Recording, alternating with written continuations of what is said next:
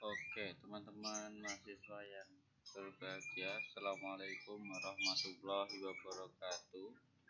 Tema kita pada hari ini adalah pengembangan hukum Islam di Indonesia pasca kemerdekaan. Oke, kita mulai dari masa awal kemerdekaan, lalu Orde Lama, lalu Orde Baru, lalu kita ke era reformasi. Tentunya ini pembahasan yang sebenarnya cukup panjang, jadi nanti saya harapkan teman-teman bisa mengembangkan sendiri ya di setiap orde itu atau di setiap masa itu, karena kalau kita pelajari setiap sesi itu mungkin akan sangat dalam sekali dan mungkin lama sebenarnya, tapi karena ini hanya untuk menggambarkan sekilas ya, maka silahkan nanti teman-teman bisa membaca lebih lanjut dan saya harapkan teman-teman itu memahami dengan benar.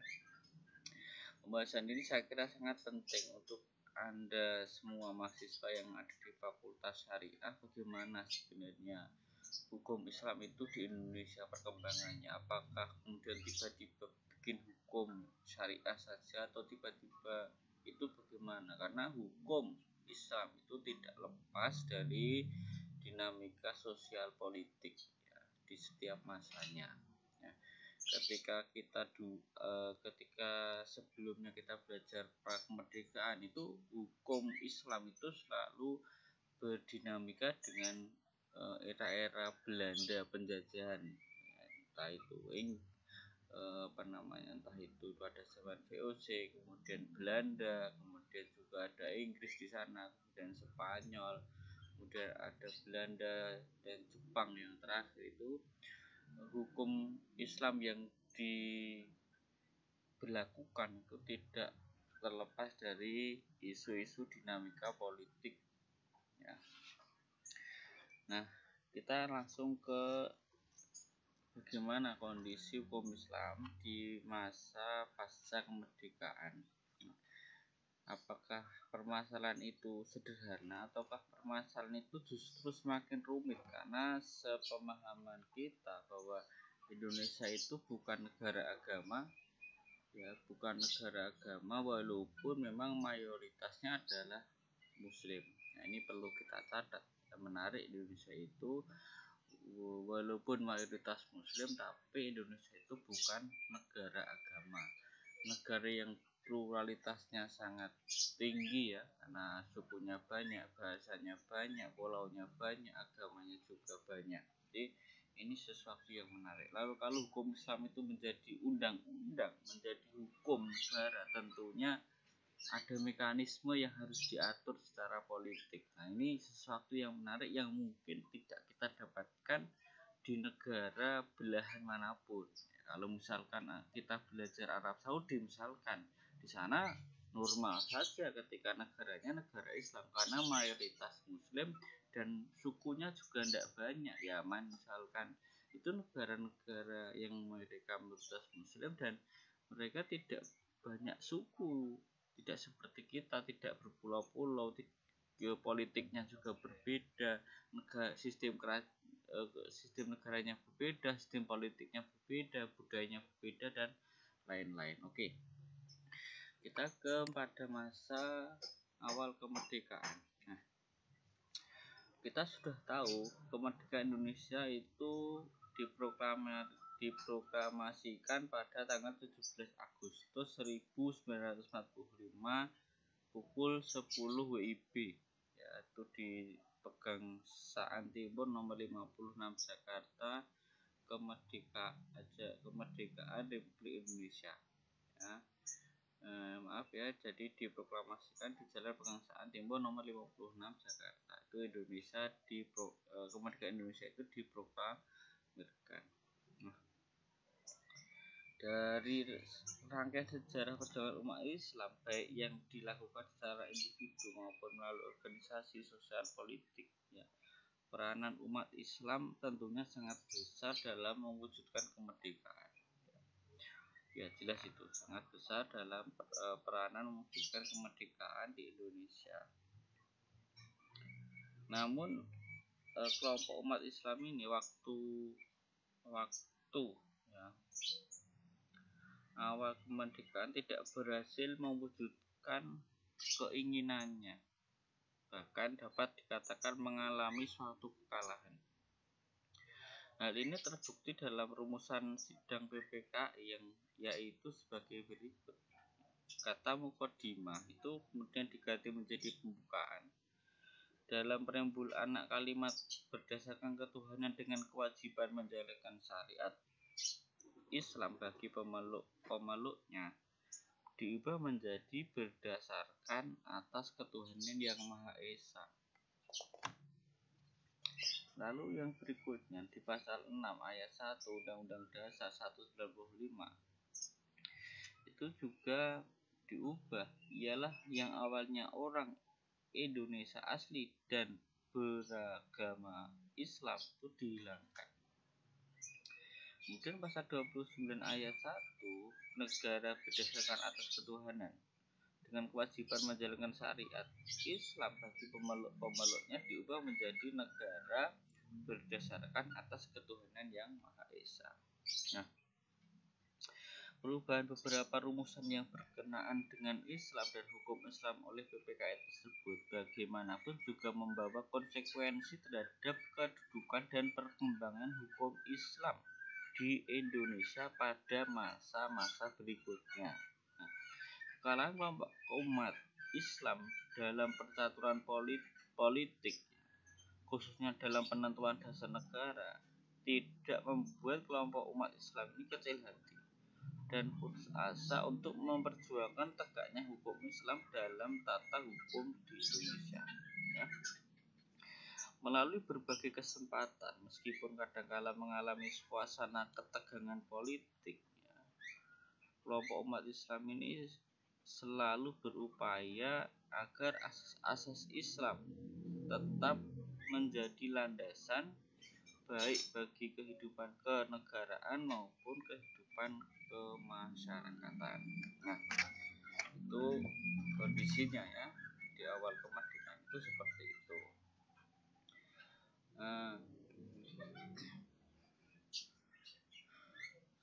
Kalau kita membaca misalkan dalam kurun waktu 1945 sampai 1950 merupakan kesempatan yang amat baik bagi umat Islam untuk berjuang, karena saat itu dinilai sebagai suatu periode yang relatif terdapat satu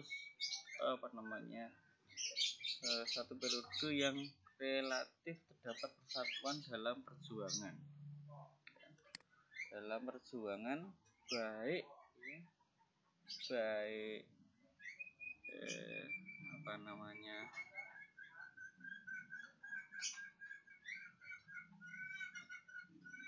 baik sesama kelompok orang Islam sendiri maupun dengan kelompok sekuler. Pada saat itu, ya, pada saat 1945 sampai pada 1950, secara bersama-sama mereka dihadapkan dengan musuh dari luar yang ingin kembali untuk menjajah bumi Nusantara. Seperti kita misalkan kita bisa melihat ya antara keinginan sekutu yang kemudian mereka kembali ke Indonesia dengan berbagai ultimatumnya dan kemudian menyerang ke Indonesia. Nah, perjuangan umat Islam itu dibuktikan ya salah satunya dengan didirikannya sebuah partai Islam dengan nama Masyumi, Majelis Syuro Muslimin Indonesia, pada tanggal 7 sampai 8 November 1995. Nah, partai ini ya tidak sama dengan Masyumi yang dibentuk oleh Jepang, karena Masyumi baru ini dibentuk oleh umat Islam sendiri tanpa campur tangan pihak luar. Nah, kehadiran Masyumi yang baru ini mendapat sambutan dan dukungan luar biasa ya tentunya dari umat Islam, karena partai tersebut dianggap mewakili aspirasi seluruh umat Islam. Nah, kalau kita baca lagi memang dari ketuanya, misalkan Hasyim Asy'ari, kemudian wakilnya Wahid Hasyim, kemudian ada juga Agus Salim dan beberapa yang lain, pengurus besar-besar lainnya itu misalkan Sukiman, Nabi Kusno, Cokro Suyoso, Muhammad Nasir, Muhammad Rob dan Kartosuwiryo. Nah, mereka ini berjuang dalam berbagai hal ya, dalam bidang politik, dalam bidang sosial, ya, dalam program-program politik, dalam bidang politik ya, dipilih ya, sebagai media perjuangan penegakan hukum Islam dalam tata hukum di Indonesia. Ya, karena suatu masa konkret tanpa pimpinan partai politik yang berasaskan Islam akan mudah jatuh ke tangan mereka yang sudah sejak semula menentang implementasi syariat Islam dalam kehidupan bernegara pada pasca kemerdekaan Indonesia. Nah, dalam bidang politik ini Masyumi ya, juga mengeluarkan larangan-larangan perjudian, minuman keras, pelacuran dan riba. Jadi intinya dengan adanya pendidikan partai politik yang kita sebut sebagai Masyumi, di hukum Islam itu diperjuangkan lewat jalur politik melalui program-program yang dimiliki oleh Masyumi. Itu catatan pentingnya ya. Nanti bisa teman-teman kembangkan lagi. Kemudian pada periode awal kemerdekaan ini hukum Islam mendapatkan dukungan dari struktur pemerintahan, yaitu dengan lahirnya Departemen Agama pada tahun 1946. Lahirnya Kementerian Agama itu 2 Januari 1946. Jadi kalau tidak salah itu tepat setelah tahun baru itu Kementerian Agama itu mesti ulang tahun. Jadi kalau teman-teman memperhatikan itu ulang tahun Departemen Agama, kalau sekarang Kementerian Agama itu setelah tahun baru. Nah, hasrat untuk mendirikan Kementerian Agama tersebut sudah muncul ya sebelum kemerdekaan ya.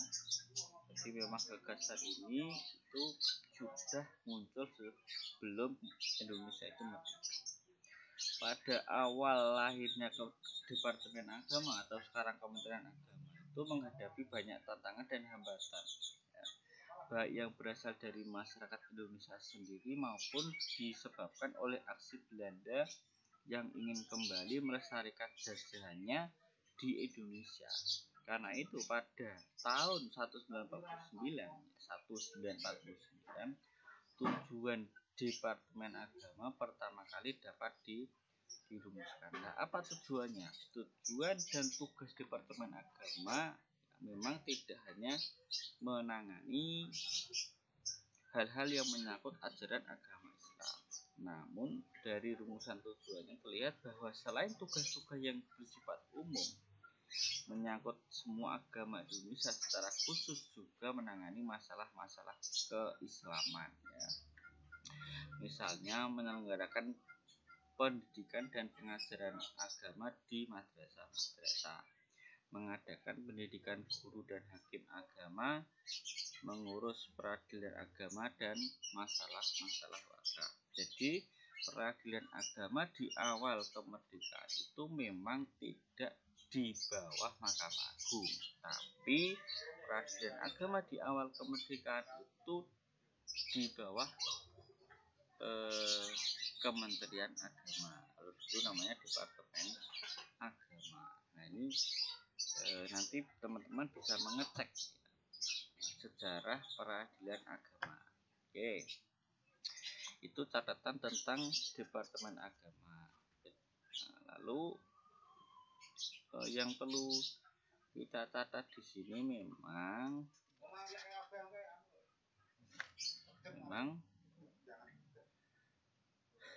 eh, tidak ada perkembangan yang signifikan dalam hukum Islam di Indonesia pada awal kemerdekaan. Misalkan di situ kalau kita baca misalkan dalam bidang agama, dalam konstitusi RIS pasal 18 yang dihasilkan dari KMB, kita baca setiap orang berhak atas kebebasan pikiran, keinsafan batin dan agama. Hal ini meliputi pula kebebasan bertukar agama atau keyakinan, begitu pula kebebasan menganut agamanya atau keyakinannya, baik sendiri maupun bersama-sama dengan orang lain, baik di muka umum maupun di lingkungan sendiri. Dengan jalan demikian mengajarkan, mengamalkan beribadah, menaati perintah dan aturan-aturan agama, serta dengan jalan mendidik anak-anak dalam iman dan keyakinan orang tua mereka.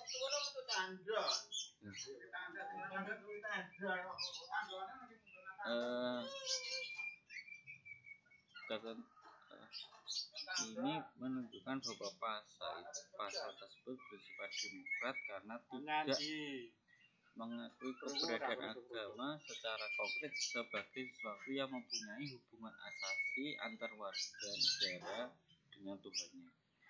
Dengan demikian, konstitusi RIS ini meletakkan hukum Islam sebagai suatu aturan yang tidak banyak mengilhami lainnya. Artinya dalam konteks ini hukum Islam itu belum dijadikan landasan utama dalam hukum di Indonesia. Itulah yang terjadi, apalagi dalam dekret Presiden 5 Juli 1959 bahwa adanya di situ dijelaskan bahwa Majelis Konstitusi yang dianggap gagal itu menetapkan kembalinya Undang-Undang Dasar 1945. Ya, pernyataan kembalinya Undang-Undang Dasar 1945 dalam kaitannya dengan kedudukan Piagam Jakarta membawa konsekuensi terhadap kedudukan hukum Islam Indonesia, yaitu hukum. Persoalan yang muncul waktu itu yakni di sekitar bagaimana kedudukan Piagam Jakarta dalam era pemerintah demokrasi terpimpin. Jawaban tertulis yang ditemukan pemerintah yakni untuk mendekati hasrat golongan-golongan Islam, pemerintah mengakui adanya Piagam Jakarta tertanggal 22 Juni 1945 yang mendahului pembentukan Undang-Undang Dasar 1945. Artinya walaupun Piagam Jakarta itu tidak menjadi bagian dari Undang-Undang Dasar, tapi sebagai dokumen historis besar itu artinya perjuangan bangsa Indonesia dari bahan unsur Undang-Undang Dasar 1945 yang menjadi bagian dari konstitusi reformasi. Intinya adalah kembalinya bangsa Indonesia ke Undang-Undang Dasar 1945 melalui dekret Presiden ini dengan mengaitkan naskah Piagam Jakarta memang secara yuridis formal belum bisa dijadikan landasan bagi berlakunya hukum Islam di Indonesia secara utuh. Jadi intinya bahwa di awal kemerdekaan itu dengan adanya dekret Presiden tadi itu tidak belum bisa menjadikan landasan bagi berlakunya hukum Islam di Indonesia itu secara utuh. Dan ini menunjukkan bahwa pada awal kemerdekaan sekali lagi hukum Islam diperjuangkan lewat jalur politik dan tidak ada perkembangan yang signifikan. Yang berikutnya adalah perkembangan hukum Islam di tengah dinamika sosial politik awal kemerdekaan di masa Orde Lama.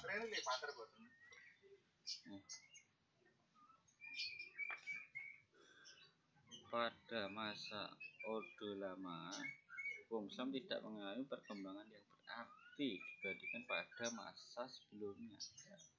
Bahkan dapat dikatakan pada masa itu hukum Islam berada pada masa yang amat suram.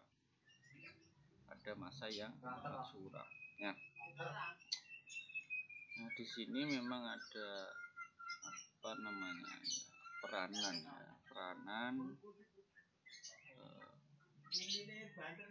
umat Islam ya dalam berbagai bentuk ya di Orde Lama ya.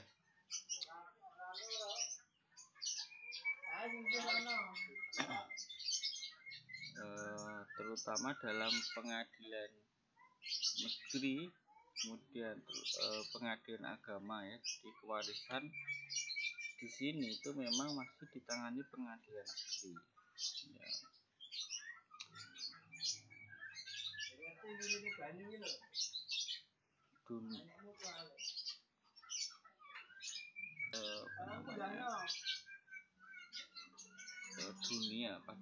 Dunia hukum Islam pada masa ini ya, semakin suram ya, dengan dibubarkannya partai Masyumi. Jadi Masyumi itu dibubarkan dan dinyatakan sebagai partai terlarang ya, dengan Kepres ya, nomor 200 tahun 1960 ya. Karena Masyumi dianggap sebagai atau terlibat dalam pemberontakan Permesta. Nah, alasan ini tentunya tidak sepenuhnya benar karena berdasarkan dokumen politik tidak ada indikasi keterlibatan Masyumi. Yang terlibat itu adalah tokoh-tokoh secara individu. Nah, jadi pada masa ini itu partai Islam tadi, partai Masyumi yang awalnya itu berperan ya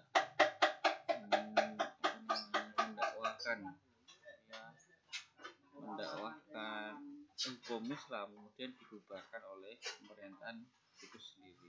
Nah, di masa ini juga secara umum memang partai-partai politik itu kemudian diringkas ya, yang awalnya 24 kemudian menjadi hanya 10 partai politik. Ini menunjukkan dunia politik itu dikengkang ya, karena ini Orde Lama jadi sangat otoriter presiden pada masa itu. Yang berikutnya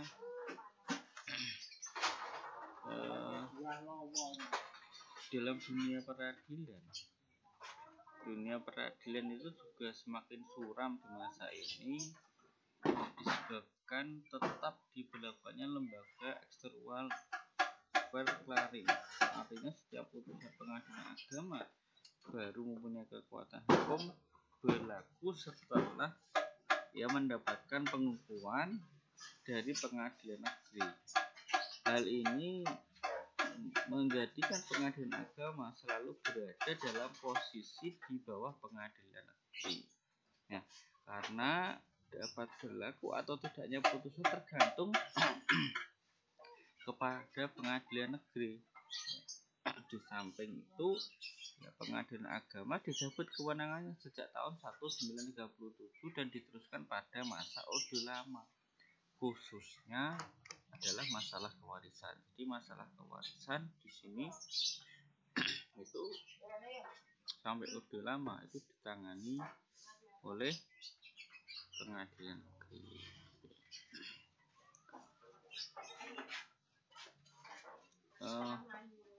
Yang berikutnya di masa Orde Lama itu juga muncul lahirnya media cetak di bidang hukum Islam. Di tengah-tengah ya suramnya kehidupan hukum Islam di masa Orde Lama ya, baik di dunia peradilan tadi maupun di dunia pemerintahan maupun di dunia politik tadi ya, ada perkembangan yang menarik di masa Orde Lama, yaitu munculnya media cetak Islam. Nah,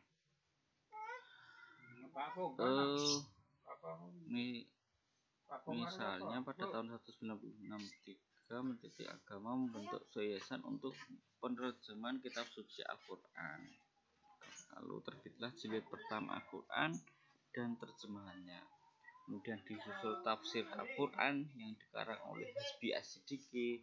Kemudian muncul tafsir Al-Azhar yang dikarang oleh Hamka.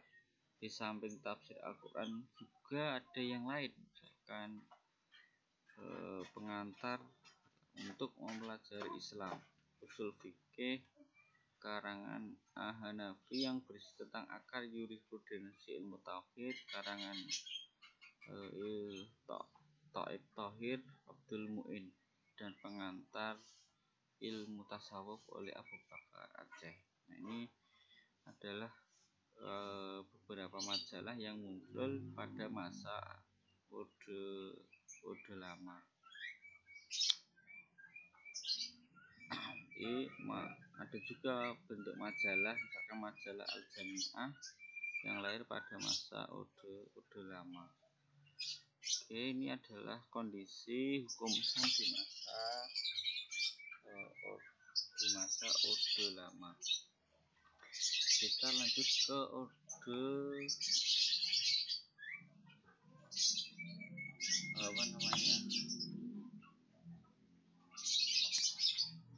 Baru ya. Perkembangan hukum Islam di tengah dinamika sosial politik Orde Baru. Orde Baru itu ditandai dengan lahirnya Surat Perintah 11 Maret tahun 1966.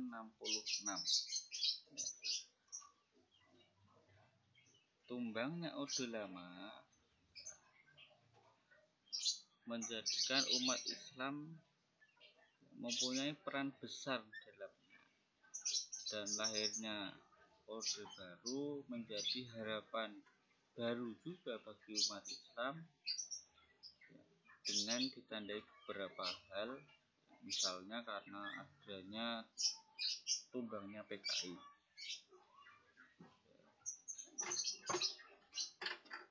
Kemudian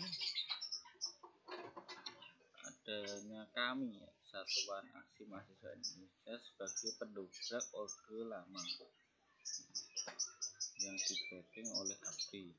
Kemudian pengaruh Soekarno dalam pencaluran politik kenegaraan yang selalu menafikan kedudukan hukum Islam dalam konstitusi dan perundang-undangan nasional. Kemudian juga bersatunya umat Islam untuk mengutuk tindakan G30 SPKI dan mengusulkan pembubaran PKI dan antek-antek. Nah, yang berikutnya pada masa Orde Baru ini kita juga mencatat Kementerian Agama itu sudah mengatur tentang wali hakim. Ini adalah bentuk lahirnya hukum positif di bidang perkawinan. Jadi pada masa Orde Baru itu sudah muncul ya hukum positif Islam di bidang perkawinan dan masalah-masalahnya. Nah, Indonesia itu pada tahun 1956 itu sudah memiliki Undang-Undang Nomor 2 tahun 1956 tentang NTR, pencatatan talak rujuk, yang hanya berlaku untuk daerah Jawa dan Madura. Nah, ketentuan ini kemudian diberlakukan untuk umat atau untuk seluruh warga Indonesia melalui Undang-Undang Nomor 24 tahun 1964. Pada tahun 1952, Kementerian Agama yang melalui dengan dasar undang-undang tadi itu kemudian mengatur tentang wali hakim. Ini sebagai bentuk perkembangan, jadi ada bentuk-bentuk perkembangan. Lalu juga di masa ini itu sudah muncul draft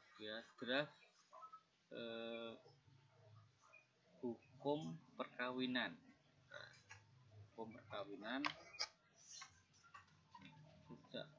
muncul rancangan undang-undang perkawinan. Namun undang-undang perkawinan itu barulah bisa disahkan itu pada tahun 1974. Kenapa begitu? Karena pengaruh politik. Kemudian karena pengaruh politik itu diantaranya itu karena partai Islam itu baru mengalami kekalahan, sehingga yang ada dalam DPR pada waktu itu adalah ya bisa dikatakan ya pemikirannya tidak lepas dari pemikiran non muslim ataupun undang-undangnya itu berisi undang-undang perkawinan yang liberal, sehingga ditolak oleh anggota DPR dan beberapa kali itu diajukan. Perlu dicatat bahwa undang-undang perkawinan itu adalah undang-undang hukum Islam yang kita sebut pertama ya di Indonesia, karena di situ ya yang isinya itu adalah fikih, tetapi dijadikan pedoman untuk seluruh warga negara Indonesia, ya baik itu muslim ataupun non muslim. Ya, di undang-undang ini cukup lama dibentuk karena kira-kira membutuhkan waktu sekitar 24 tahun dari draft pertama sampai disahkan. Ya. Di undang-undang nomor 1 tahun 1970 tentang perkawinan itu undang-undang yang lama sekali diperjuangkan, dan undang-undang ini baru direvisi tahun kemarin, tahun 2019. Itu pun hanya pada usia perkawinannya saja. Nah, nanti teman-teman bisa mengeksplor di bagaimana sejarah undang-undang nomor 1 tahun 1974 ini bisa lahir. Nah, jadi tadi kenapa lama sekali dibentuk? Karena faktor politik, DPR-nya itu seperti itu, karena partai Islam itu kalah. Dan yang kedua karena isinya itu hukum, bukan hukum agama tapi hukum liberal yang dipakai, jadi tidak sesuai dengan fikih Islam atau tidak sesuai dengan hukum Islam. Lalu diskusi itu selalu panjang sehingga barulah disahkan pada tahun 1974. Nah, di masa Orde Baru juga muncul ya, PP nomor 28 tahun 1977 tentang perwakafan tanah. Kemudian juga muncul Undang-Undang nomor 7 pada tahun 1987 tentang pengadilan agama. Kemudian juga muncul Inpres nomor 1 tahun 1991 tentang kompilasi hukum Islam. Ya. Kalau kita mencatat juga pada masa Orde Baru itu juga muncul Majelis Ulama Indonesia pada tahun 1975. Jadi intinya pada masa Orde Baru itu sudah muncul beberapa undang-undang, sudah muncul PP, bahkan lembaga keagamaan, baik itu Kementerian Agama, Majelis Ulama Indonesia, kemudian ada juga kami, itu mereka muncul dengan bentuk yang lebih lebih memiliki peran gitu lah, intinya begitu, daripada pada masa-masa sebelumnya. Nah, yang berikutnya ini adalah yang terakhir yang kita alami pada hari ini, itu adalah perkembangan hukum Islam di masa era reformasi.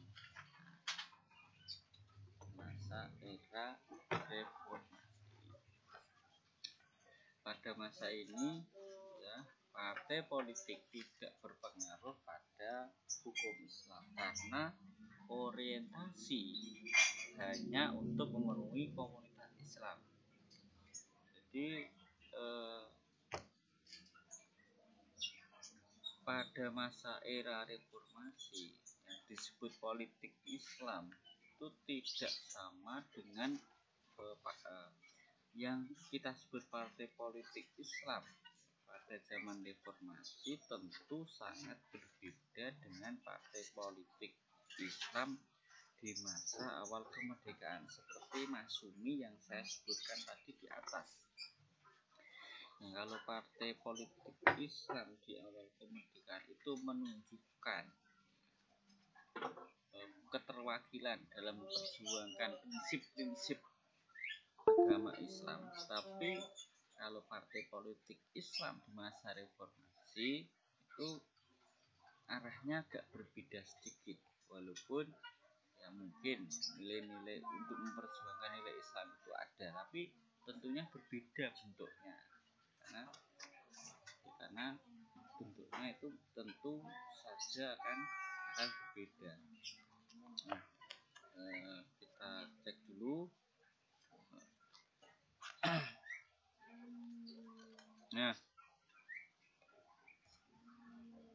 perlu kita ketahui bahwa rezim Orde Baru itu sangat lama berkuasa di Indonesia, kira-kira 32 tahun, yang akhirnya itu runtuh ya.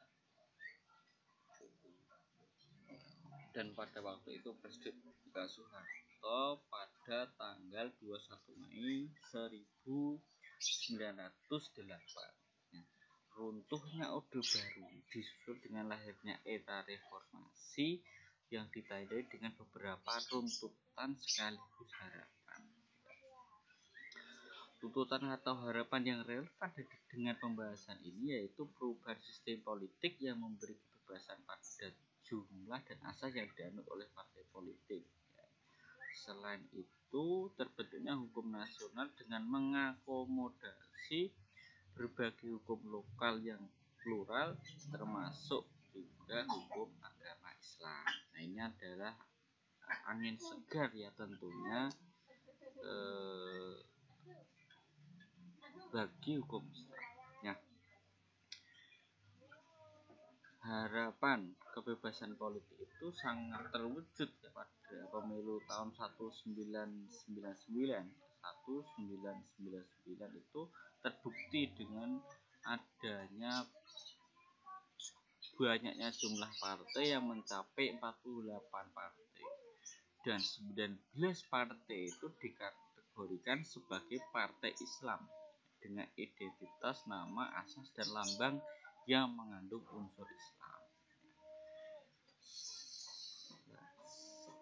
Jadi muncul banyak partai menggunakan simbol-simbol Islam. Namun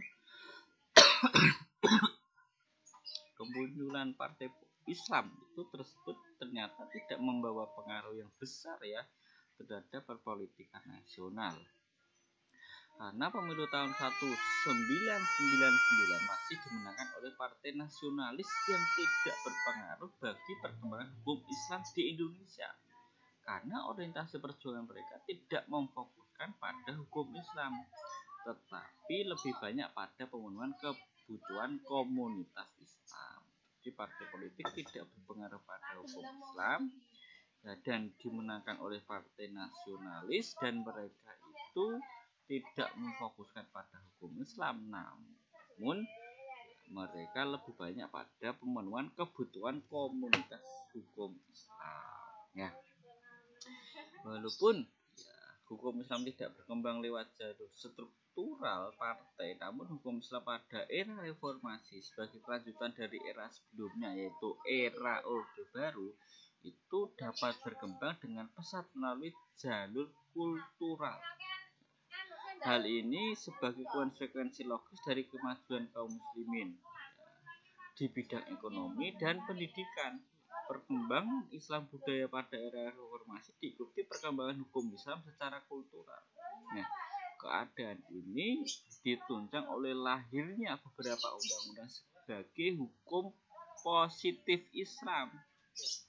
Apa itu contohnya? Yaitu misalkan Undang-Undang Nomor 11 tahun 1999 tentang penyelenggaraan haji dan Undang-Undang Nomor 38 tahun 1999 tentang pengelolaan zakat. Nah,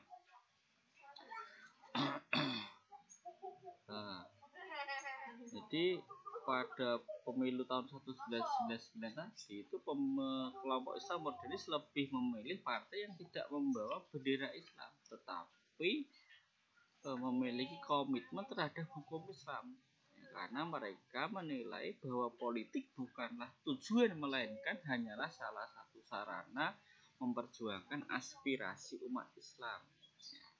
Mereka menyadari bahwa aspirasi umat Islam tidak hanya di bidang politik, tetapi juga di bidang seperti ekonomi dan pendidikan.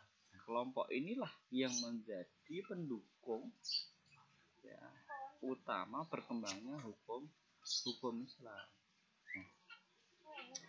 Kelompok modernis ini tidak memilih partai politik yang berlabel Islam, tetapi mengutamakan komitmen partai kepada perjuangan Islam. Ya. Jadi itu contohnya.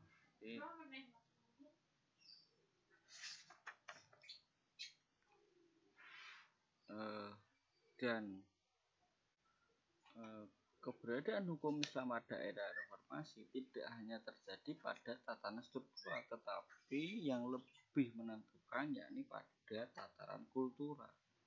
Karena itu transformasi hukum Islam selain menjadi jalur legislasi dalam bentuk perundang-undangan yang lebih strategis, justru menjadi jalur non legislasi di luar peraturan perundang-undangan, yakni secara kultural. Nah, jadi membudaya hukum Islam.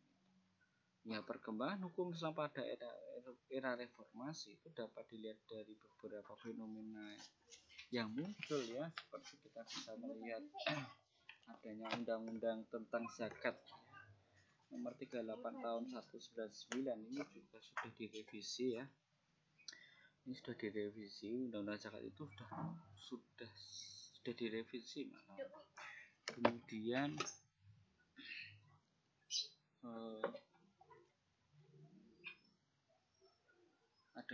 adanya undang-undang tentang perbankan syariah nomor 21 tahun 2008, ya.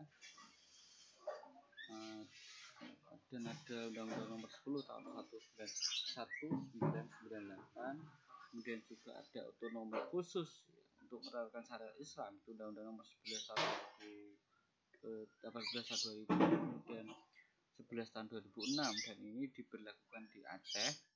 Kemudian ada undang-undang tentang wakaf, ya. Kemudian ada undang-undang tentang haji, kemudian undang-undang tentang pengadilan agama. Ini revisi, ya, direvisi undang-undang tentang pengadilan agama. Nah, itulah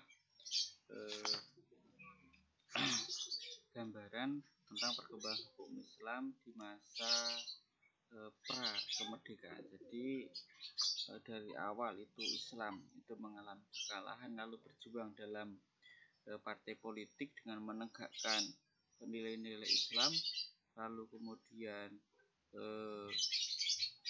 kemudian mereka berjuang, ya, apalagi lewat jalur-jalur politik yang lain, ya, dengan memperjuangkan dalam bentuk organisasi keislaman, lalu kemudian media cetak, entah itu majalah, kemudian entah itu munculnya Kementerian Agama, kemudian juga munculnya tafsir Al-Quran. Kemudian setelah itu di masa Orde Baru itu muncullah beberapa lembaga seperti lembaga MUI, kemudian diperkuatnya Kementerian Agama, lalu muncullah undang-undang perkawinan, kemudian muncullah undang-undang tentang pengelolaan wakaf, itu di masa-masa Orde Baru, ya. Kemudian di era reformasi peluang itu semakin terbuka dengan munculnya berbagai undang-undang di Indonesia, karena karena pada masa ini itu adanya anggapan bahwa partai politik itu partai politik itu bukan satu-satunya jalan untuk menegakkan hukum Islam, tapi satu-satunya jalan untuk mengembangkan hukum Islam itu adalah melalui jalur legislasi. Jadi yang dibutuhkan adalah kepentingan umat Islam, itu bukan kepentingan partai politik Islam. Itu yang bisa saya sampaikan, semoga bisa menambah menambah pemahaman teman-teman. Silahkan nanti dijelaskan sendiri, dikembangkan sendiri teori-teori tentang perkembangan hukum Islam di masa pra kemerdekaan. Oke, terima kasih.